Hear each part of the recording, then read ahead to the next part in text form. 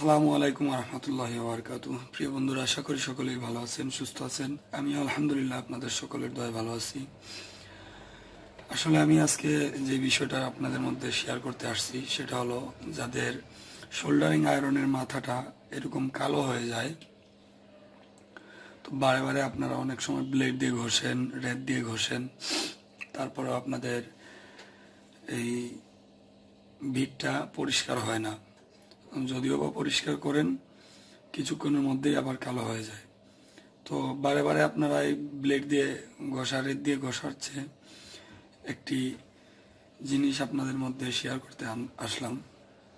চায়নার একটা প্রোডাক্ট। আসলে এটা খুব ভালো লাগলো বিষয়টা আমার কাছে, কারণ আমরা শোল্ডারিং আয়রনের কাজ প্রতিদিনই করতে হয় আমাদের, এবং এটা প্রত্যেক দিনই পরিষ্কার করতে হয়, সবসময় পরিষ্কার করতে হয়। তো আপনারা দেখতে পাচ্ছেন এখানে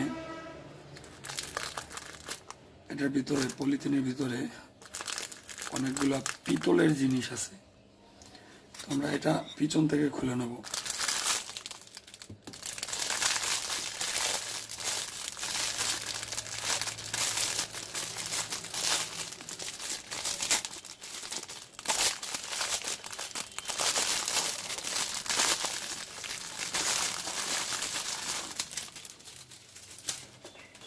এখানে দেখতে পাচ্ছেন অনেকটাই ভীম সাবানের সাথে যে জিনিসটা দেয় আমরা দেখি থালা বাসন পরিষ্কার করার জন্য, সেরকমই এটা পিতলের। এটা অনেক দিন লাস্টিং করবে।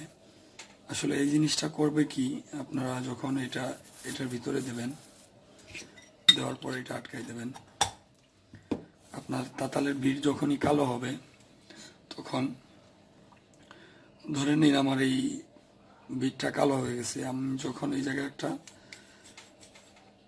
এই যে দেখতে পাচ্ছেন বন্ধুরা, যখনই এই জায়গায় একটা জাতা দিচ্ছি, তখন ওই যে ময়লাগুলা কেটে রেখে দিচ্ছে।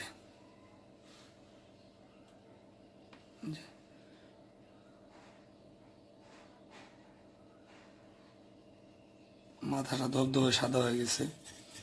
এই যে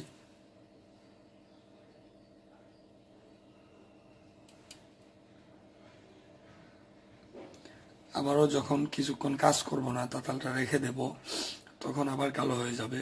তো আবার আমরা এটার মধ্যে এরকম করে তারপর রজন দিয়ে কাজ করব। তো বন্ধুরা, জিনিসটা ভালো লাগলো, তাই আপনাদের মধ্যে শেয়ার করতে আসলাম। ভিডিওটা ভালো লাগলে লাইক করবেন, কমেন্ট করে জানাবেন, বন্ধুদের মধ্যে শেয়ার করে পৌঁছে দেবেন। আজ এ পর্যন্তই। ভালো থাকবেন, সুস্থ থাকবেন। আসসালামু আলাইকুম রহমতুল্লাহি ওয়া বারাকাতুহু।